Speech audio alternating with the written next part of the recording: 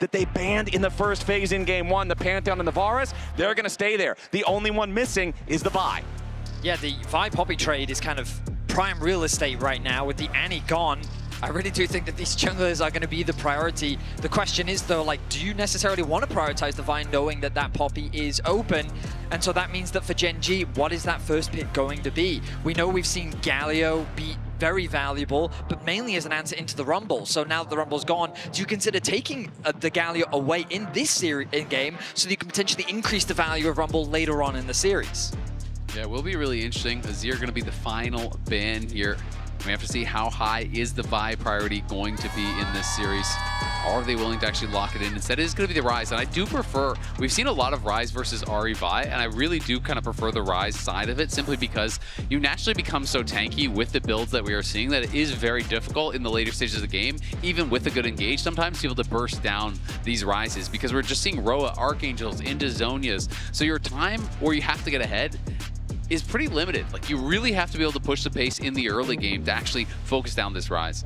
I think that for T1, they should avoid picking their jungler right now. They should even consider their bot lane. Well, the reason why I was going to say I believe they disagree. They do, in fact, disagree. I was going to say because they could save their jungler for third pick and then see what comes through from Gen.G and then either respond with a Poppy, or if a Poppy does come through, you have things like the Trundle. But instead, they really value the team fighting power of the Wukong, even with the Annie gone. I wonder if they do pair it up with the Ahri that you were just talking about, Azael. I also think denying Wukong from being Ryze's partner is a big goal with this pick as well, because a Realm Warped Wukong into the backline can be a serious threat. So we saw Faker playing the Corki yesterday, so it could be mid Corki. They kept that flex potential open until very late in that draft, and then they did lock in, I believe it was Azael pairing with it for Guma to then reveal that it was going mid lane. So this absolutely could be a mid lane Corki here for Faker. Was very effective on it yesterday. Now the question is, do we have matching roles? Vi has been very high priority in the LCK.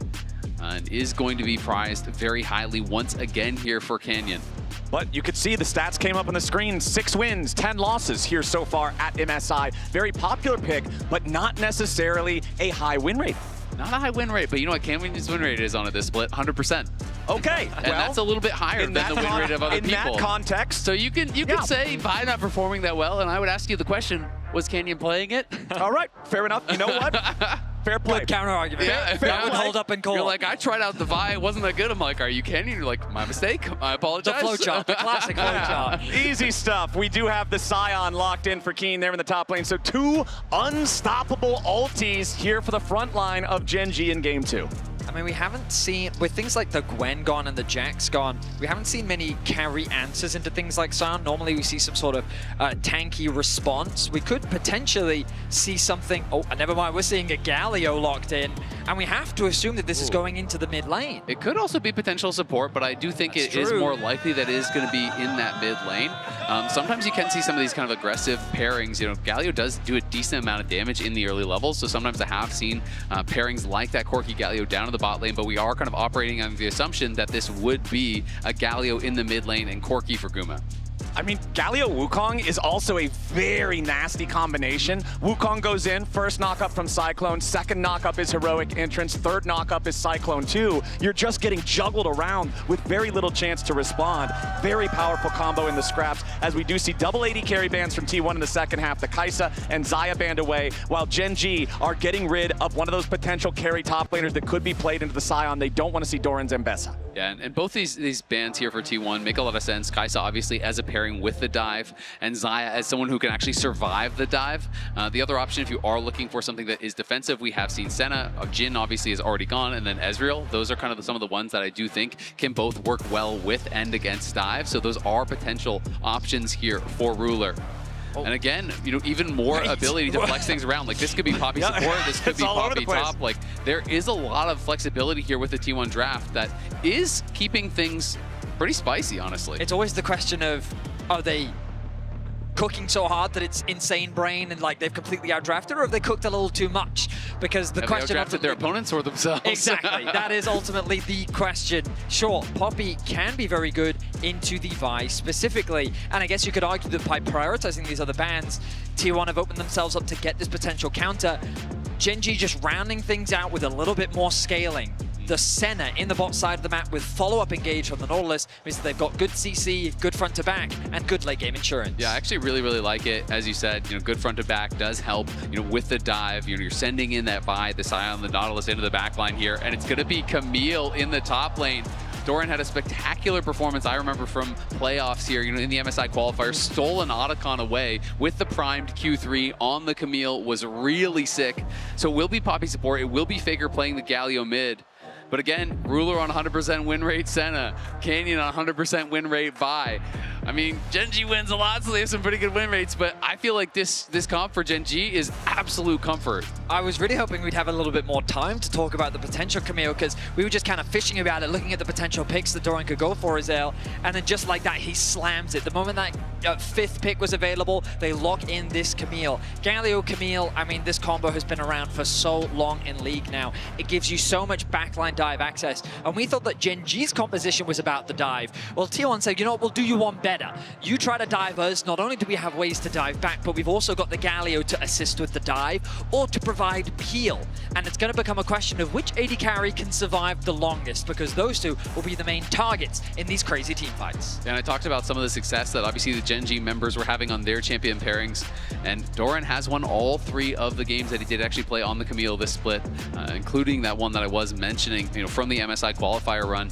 It is definitely something that he is comfortable on, pairs really well with the composition like you were talking about, Vedius, and answers tanks well because of the true damage that everyone knows about. As you're scaling into the game, you really can still threaten these tanks with the true damage on the Q3. T1 already got the early lead, gonna be looking to try to push us to match point here, but GenG with a classic GenG composition that can play through side lane for chovy, that can have Ruler on the scaling champion. Looks like it's going to be a tough recipe to beat.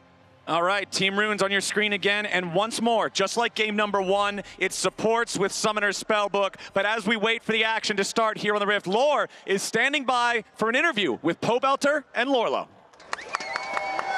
Absolutely.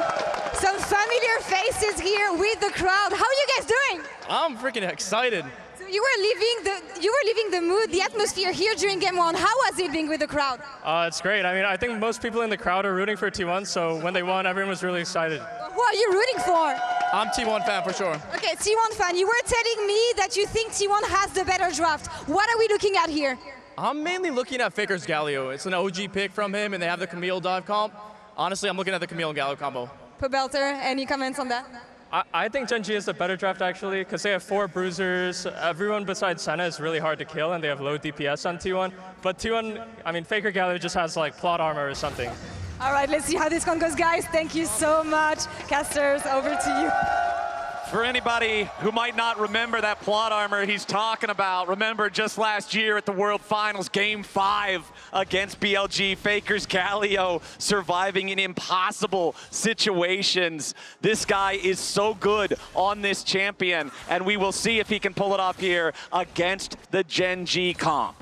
The beauty of hearing both of them talk about the draft just goes back to what Azael was saying, with compositions largely being amplifiers rather than definers, and it's just great to hear that converse opinions about the draft, the strength and weaknesses of both sides, and ultimately with the teams of this caliber, it's going to come down to execution. It absolutely is, and it's always something really funny to me when I would do interviews with coaches, and I talk to both coaches, and both of them are like, yeah, we absolutely crushed the draft. These other guys didn't even see any of our picks coming. It's embarrassing. And then you go talk to the other coach, and they're like, can you believe they picked that? That's terrible, and what were they doing?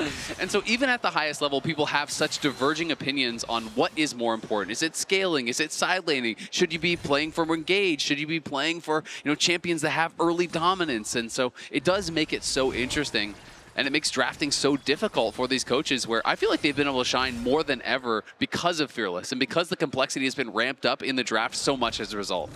And we've also seen teams struggle, especially in those game 5s when that pool really does get pinched. Of course, we're a very long ways away from that. But Sion, so far at MSI, it does feel like few teams have found effective answers into the champion. He feels so stalwart in his matchup. He feels so safe, just the way that he passively generates HP and becomes this immovable force. Doran already feeling that pressure in the early lane. Exactly. I mean, it has a lot of AoE wave clear. You can actually be an early lane bully. You scale very well. Like, he is just a strong champion. But these two teams are incredibly familiar with each other. They have matched up so many times. This is T1 versus Gen.G this year. T1 winning the 1 series, Gen.G 3. But as you can see, the game score quite close. And Oner heading down. Yeah, we've already got a lot of damage there on the Gumayusi, however. Below 200, Keria rooted up here on the front line. Again, that passive from Duro. The Nautilus's ability to lock down these targets means Ruler gets more firing time. And I just really love how Gen.G is actually playing out this 2v2. You can see that it is even fleet for Ruler. So what they're doing is just constantly taking short trades, chipping and poking away at Guma, and then just utilizing the sustain of the Senna to be able to get those HP positive trades. And Ruler, just like with his Lucian, so good at the pass-through Qs. He's always trying to shoot the Q through Duro, heal himself, heal Duro, still hit the enemy. And it does make it so Senna can really kind of grind you down. It is not a champion that you hit one hook and you just kill someone. Right. It is really about the slow advantages that you can build. All right, Gumayusi already swapping up here to top side. We see these swaps from bot lane to top pretty often, especially on champions that want to go for something like an early tier or like an early call. You're happy to take the base as soon as you have the money to buy that item and start stacking immediately. And oftentimes the swaps favor the team who swaps first. You end up earning yourself a tempo advantage with that choice. Definitely can, but Ruler up there pretty quick as well. Did go for the Swifties, so it's going to be running straight up. And Swifties obviously helps to keep you safe, but also one of the really overlooked things is it just helps you to stack. You can actually close the gap a lot more easily. Your Q has the slow. You can get in for that second auto to be able to grab an additional soul.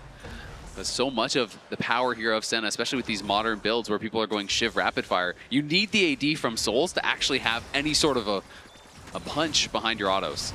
Yeah, immediately though, Keria ready to keep on scrapping here, but Duro and Ruler do a good job fighting back. Similarly to game 1 though, we're seeing the same type of farm difference between the top laners. Kiin out to an early lead in terms of his control over the minion waves. Every time the observers have put the camera over those two, we've been seeing him landing the decimating smash charged up enough for the knockup. He'll use beautiful hook from Duro. Gumayusi with a flash. Ruler trying to follow as now Keria's the next target. Another shot goes through him. He shouldn't be low enough to die, but he is low enough that he has to flash away. Gen.G in the 2v2 coming out on top. Really nice punish from Ruler and Duro. That hook, I mean, that felt illegal, I'm not gonna lie. Weaving between Keria to connect onto Gumayusi means that they force them back. Trade of flashes between the two AD carries could open up the junglers to set their sights on the bottom lane matchup, but it's T1 to initiate the swap once again as Duro actually TPs towards the river. Gen.G starting off the drag. Yeah, Duro TP'd down, Keria did as well, so both those supports getting down there. Duro just trying to cover, make sure the Canyon cannot be contested, and he cannot. And I've got to point out, Ruler stacking very quickly here. 24 stacks here he already had, you know, by the time he based around 6 minutes. 33 is the average by 14. He is going very, very quickly. We're not even halfway to that point, and he is stacking up at a ridiculous clip. Yeah, that could be a big problem when you look at the fact that T1's composition is 4 melee characters. If Senna's range becomes the entire screen, very difficult to deal with her at all. And this is one of the problems, Senna, I love playing this champion. When you play a melee champion that can't hard engage on the Senna, it is just free stacking. Champions like Braum, champions like Tom Kench, champions like Poppy, who can't just threaten 100 to 0 like with a Nautilus hook or a Blitzcrank hook. You just step forward. Every time they go for a Targon charge, you're just going to be able to actually get a stack each and every time. And it really does allow you to accelerate. So Keria has just been kind of free stacks thus far for Ruler. I will say that hasn't stopped Keria from constantly forcing these fights, but I think you're right in that it's only really benefited Ruler as this bot lane from Gen.G has continued to come out ahead. Right now, it is Gen.G that have that small gold advantage with the dragon secured. 20 seconds until the grubs spawn. You have to imagine that Gen.G will look for it.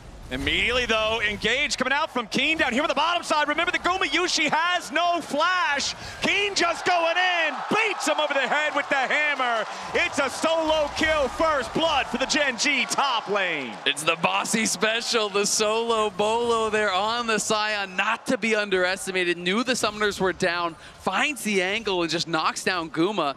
And now there's no one actually answering him, so he's probably gonna get a plate or two. At least one plate has already fallen. Oner though trying to answer on that top side. Keria's behind them. Yeah, Keria wants to make his angle into the fight, and there's the heroic entrance, the Wukong Galio combo. Delete Strikes Ruler immediately, and the second cast of the Cyclone mows Duro down. T1 respond with style. That was beautifully executed by T1. Ruler given no opportunity to respond. Of course, he didn't have his flash from the earlier skirmish between the two AD carries, but the way in which T1 collapsed on that kill, they did it with ruthless efficiency. I mean, that was just so clean, honestly. They see Kiin solo kill on the bot side, not to be outdone. Guma could be in trouble.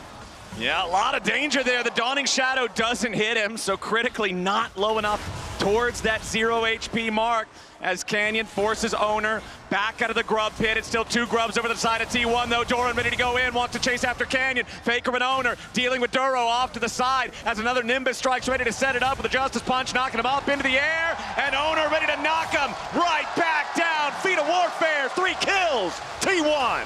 Yeah, Faker even able to donate that over to Oner, who now passes Mako with 1,110 assists internationally for 5th all time. T1 also should be able to grab that last grub if they want. They're not heading straight for it. Oner did win the smite fight. Now, Kiin is here. I think that's the big problem. The Sion making his way back up towards this half of the map as Doran is ready to escort Keria away. And just so much credit to Keria with the game sense to be in that tri-bush to begin with, to start the play off, to initiate onto Ruler back when this first started, what feels like a minute and a half ago, and set up that play for the T1 Wombo combo. It earns them that feat of warfare. It earns them the grubs, 2 out of 3 of them at least, as Canyon does pick up the last. And you can see Kiin setting up a large freeze on the top side. So Doran is going to run back. Will lose about a wave there just because of this. These small things do add up over time. You know, building that experience advantage. You can hold this wave forever as Sion. It's not going to be an issue. Of course, eventually, you know, he will be breaking it with that Bomby Cinder, but nice to deny that full wave of experience and gold from Doran. Kiin feels monstrous right now, and it's Guma who's had a lot of the pressure thrown towards him. Dying in the 1v1 definitely doesn't help. But admittedly, he's still ahead in gold for now. He does have a farm advantage over Ruler. I think T1 getting that kill back onto the Senna was very important. But Azael, you were keeping track of the stacks earlier. He's already at 36, just short of 11 minutes in.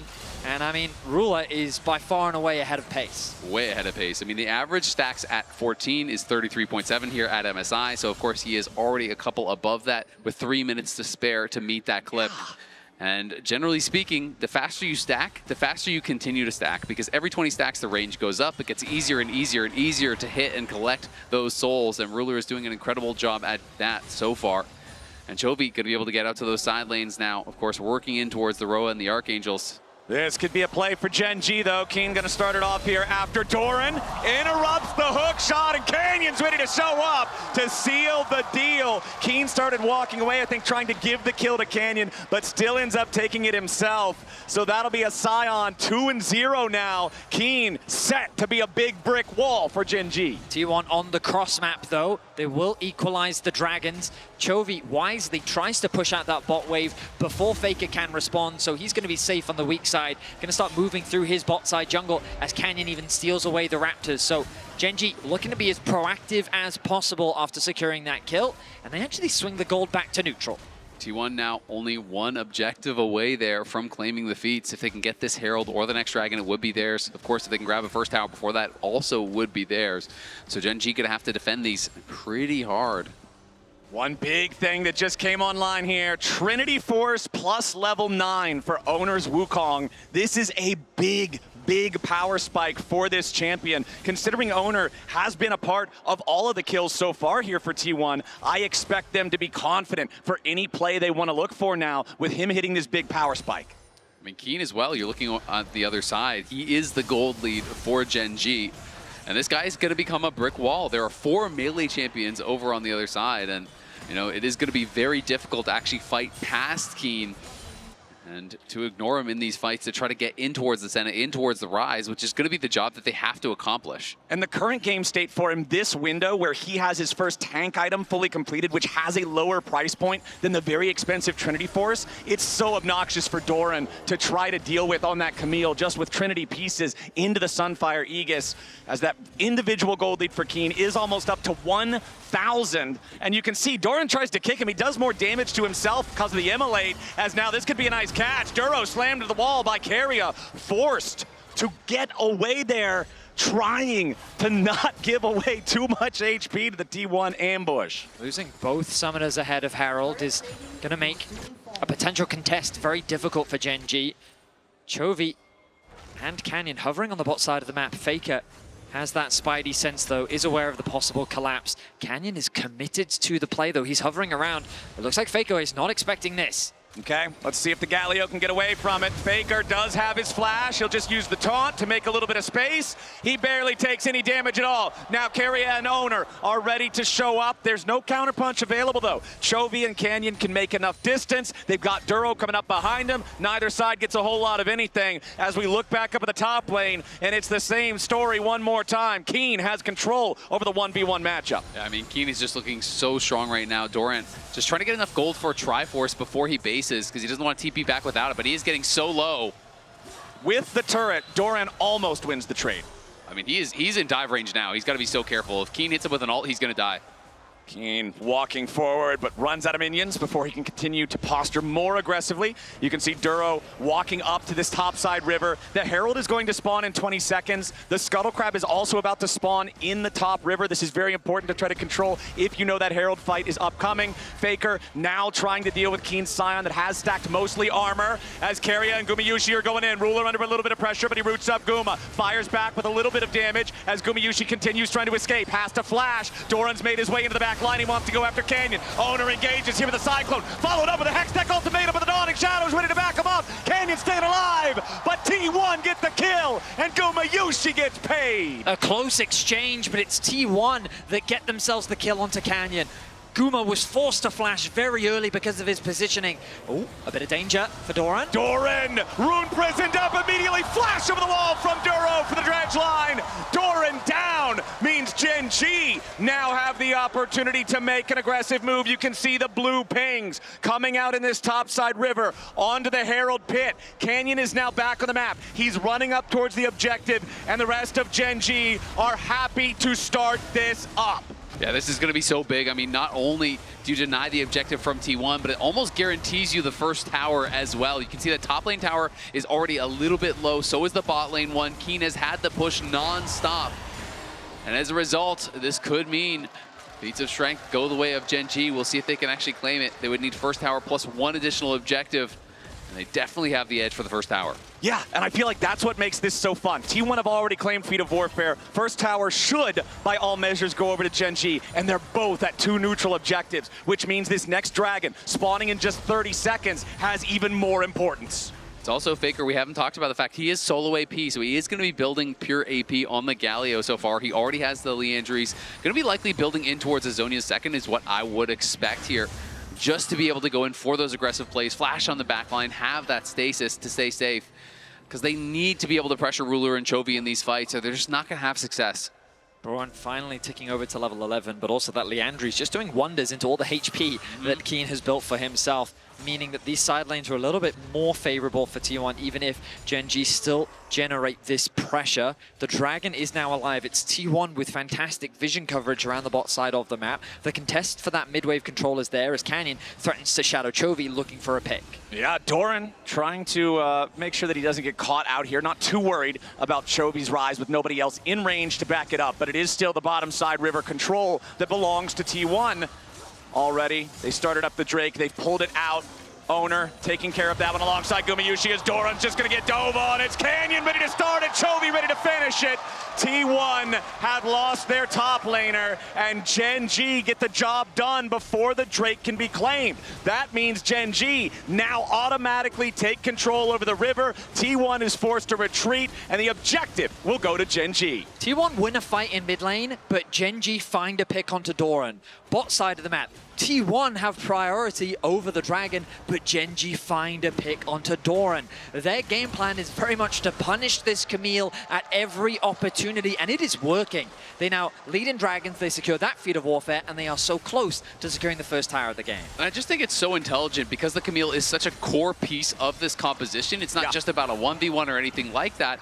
A lot of their success depends upon Doran being strong enough to fly into the backline here with Oner and Faker's ult over the top to be able to knock down these carries. And they're putting Doran in a spot where he is just constantly on the back foot. Gen.G going to be able to take this tower, you have to think, no problem. They don't even have to use the Herald to do it. And that is fantastic. That is going to be the feats of strength there for Gen.G. So they get the upgraded boots. They have the side lane advantage here for chovy, and they are looking really strong. And remember what I said last game, feats of strength with immobile carries just feels that much better. When you look at Senna, when you look at Ryze, they're both just running. And now Gen.G can get them where they need to be even faster. 1,500 gold lead for the LCK #1 seed. As Kiin will face check into a brush. I don't think he's ever really worried about doing that. We'll see though if T1 can punish. They try to unload onto the tank. Kiin ready to flash away as Ruler's trying to back him up here with the Dawning Shadow. Tons of damage onto the Sion. Duro makes his entry into the fight. Kiin's gonna die, but now his dead body's ready to go. T1 try to disengage. Gen.G looking to fire back, but they won't find a Here comes Duro. yet. Ruler's got the first kill into Oner as Faker tries to get away, but the Justice Punch will find no escape. A double kill to chovy's Ryze as Doran and Gumayusi barely hobble away. Canyon doesn't want to let him, and he's still looking for a little bit more. Doran and Gumayusi barely getting out of that one as Canyon still seeing if there's an opportunity here. He has the ulti if Guma sticks around, but he won't. He bounced over the wall. He gets back to the safety of the base. The fight for Gen.G as they are so hungry for even more. This fight started by their blue buff. It ended in T1's base. Absolute insanity there as Duro even hops into the Herald, gets 3, if not 4 knockups, driving through the entire T1 team there. They did knock down Kiin, but it took them so long. It took them so many resources and so many players to be able to do it that it bought time for the rest of Gen.G to arrive and turn around that fight. I think you summarized it perfectly, Azael. Once they'd used all those resources, they were forced to retreat, and Gen.G just hunted them down, pick after pick. A healthy gold lead is now what they sit on as the fight for the Scuttle Crab.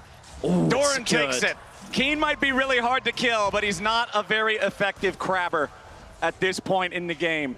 887 bonus HP on this Sion though, and it takes forever to bring him down. So it comes back to what Azael was saying. All of the focus comes down onto Kiin. Exhaust was used, he flashes away. There's that multi-man knockup, but they eventually get that kill. But at this point on the re-engage, Gen.G's in the better position. Exactly, and Duro, he gets chunked out of the fight. He realizes, you know what? I can still be involved. Look at this, drives through everyone on T1. Let's count the knockups. 1. He hits 2, he hits 3 as well onto Keria and Doran. That was crazy. We're on Otacon though, we're gonna keep going. We're already back to live and the Otacon's halfway dead. T1 wanna try to contest this as Gen.G have control of the area for now. They full send it. They wanna go in after Doran, but they can't find enough damage to kill him here at the very start. T1 with a counter punch, but nothing just yet. Duro the first to die. Oner's gotta try to get himself back away, but Faker's already down. Oner will follow. Gen.G 2 for 1, and they don't wanna stop just yet. Chovy sends himself to his own death. And Gumayusi into the back, looks for Ruler. He finds him. T1 turning it around. Kiin, the last man standing on Gen.G, and he wants even more. The shield ready to proc. Gumayusi ready to drop, and it's a bloodbath in top lane. Kiin is big man on campus. He will not be knocked down, but what a fight there from T1. It looked like it was going to be all Gen.G, but they got a little bit too excited, went a little bit too aggressive. The early part of the fight went fantastic for them as Doran goes in on chovy, gets chunked down incredibly low from the focus fire, and Ruler is just kiting it out alongside chovy. With the carries unthreatened here from Gen.G, I was thinking this was going to be a slow fight, but it was going to be theirs. And Keria's Poppy knocking Kiin out of the very start of the fight makes it look so advantageous, but then chovy goes in too deep, and T1 is quick to punish. And what happened there? Kiin thought he was in the realm warp.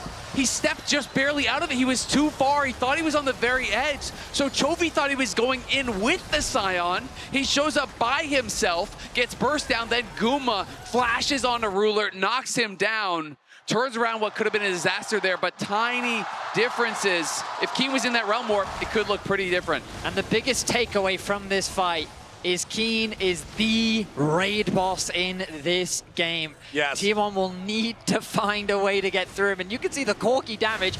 I want to guesstimate that about half of that went into Kiin. Yeah, he did about as much damage as the two highest on GenG put together. Duro looking to go in here with the dredge line. There's no follow-up damage from GenG just yet. Faker's getting juggled around, but he's still got a little bit of HP, ready to go, flashing out. Gumayusi in danger, dawning shadow! And the sun sets on Gumayusi as Faker is running towards the other side of the map. He's got backup nearby, but GenG are on the hunt. Can they find anything else? Will they overextend? No, they're going straight after the Otacon instead. Doran, Oner, and Keria all nearby. Faker still with a grand entrance to try to join up if he wants to, but it's all 5 from GenG here with the objective.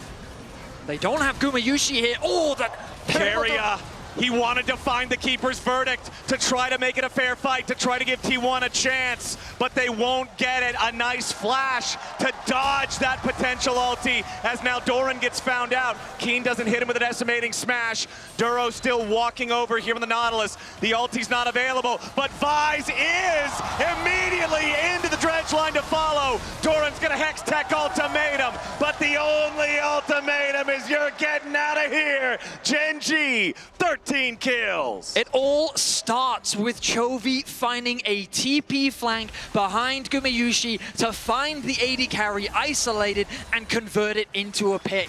When they knew they had the numbers advantage, they forced T1's hand and started off the Otacon. Great map play, great pick from chovy. GenG firmly in the lead here in game 2. Yeah, I mean, they're just looking so strong, and with Doran, the focus on him, he has been put so far behind, it doesn't feel like they have a true second threat.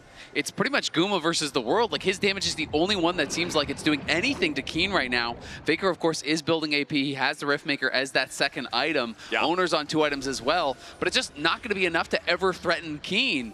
I mean, we've been talking about Kiin as the raid boss this whole game, and certainly that is the role he's been playing. But the largest individual gold lead in the game, chovy is nearly 3,000 ahead of Faker. He has 4 kills, 6 assists, and plus 60 farm. He's got his Seeker's arm guard and both of the trademark Ryze items fully stacked. And Ruler 80 plus stacks, and they have the sustain here, so they're feeling confident to start this Baron. And Oner is exactly the target they want. The T1 jungler dead before he can blink his eyes, and GenG make their way to Baron. Kiin just choo-chooed straight into Oner. There was no way for him to escape. And with the jungler gone, this becomes a very challenging steal. Okay. Keria doesn't have Smite right now. I'm looking at the scoreboard. The Baron's down to 2,000. GenG backing away from it. Keria with the Smite ready to go. Yes, Smite going over the wall, but it's still going to be claimed by Canyon. T1 will lose their support. We'll lose the Baron. We'll lose Gumayusi. We'll lose control in game 2. 6,000 gold lead. GenG. Keria tried to go for the steal for the heroics. T1 know this game is quickly slipping away from them, but Canyon outsmites him, is able to grab it and secure that. And again, another kill on Doran after the fact. This Camille picked late in the draft. This Camille, so important for the comp. 2 and 6. There's not a single man on GenG who's not ahead of his counterpart. Game number 2, they're in total control. I mean, Ruler's closing in on 100 stacks here. This is ridiculous how quickly he is stacking up. GenG feel like they have this one pretty much wrapped up. It was the late swap over to Smite, and GenG realized, okay, there could be a contest. We got to back it out. But then T1 just decided to go in. Keria flashes in. Guma goes in. They full send it to try to burst it down. Ooh. It is smoked down from about 1,100 HP. This was not the upgraded Smite for Keria, so it had to be lower. I do believe it upgrades based on how many times you swap to it with the spellbook. And I think that was his first Smite swap. And now he's on it again here. So this would be an upgraded one. And they're going to need to try to steal this dragon away because it is Ocean Soul if GenG get it. T1 obviously already up against it. But if you give Ocean Soul to a Sion this far ahead, you're never killing him. I mean, look at how tanky this composition is. Nautilus, Vi, Ryze, Sion. You add a little bit of Ocean Soul spice in there, you've got yourself meatball soup. There is no way that T1 will be able to punch through it. They have to realize that. It's 25 seconds until the Drake spawns, but the bottom side river is totally controlled by GenG. GenG just continuing to exert their pressure on the map. They know that this game is theirs. T1 getting a little creative as Oner creates a flank. He's trying to avoid the vision, staying in the darkness, and he's question not yet is, spotted. You know, if you don't fight Ruler, can you even hurt anyone, right? Like, there's stasis and everything. Oner's finally going to be spotted now, and they could just look to try to pincer him. Chovy's not afraid at all. Yeah, Oner did a great job playing around the fog there for a little bit, but once Vi targets you with the ulti, the clone can't save you. Chovy on a rampage. T1 jungler dead for 45, and the Dragon's alive. Ocean Soul for GenG. An easy pick for GenG. A slippery play from Oner. But it's the MasterCard price this moment. Dragon Soul secured. Kiin with the dive. Immediately engages on Doran, and Chovy's ready to follow. Doran is sent to Rune Prison, and Chovy is the warden. GenG keeping the push going. Oner still dead for another 15. Doran dead for more than 30 seconds. A baroned up GenG making their way into the T1 base with a 10,000 gold lead. With a Dragon Soul, they've got their sights set on the Nexus itself. GenG continue pushing forward as Keria tries to dive after Chovy. Keeper's Verdict ejects the Ryze, but the Dawning Shadow reinforces GenG health bars. The first Nexus turret still stands as Guma tries to get some damage back, but Kiin is simply too tanky. T1 finally have their jungler back alive, and with Doran about to respawn, they're thinking about trying to find something here on GenG, but they're so strong, they're so tanky, they've got so much regen, but T1 still thinks they've got to try something here. Doran goes in. He wants to go over the wall and find Chovy. He does, but Kiin prevents any backup from arriving.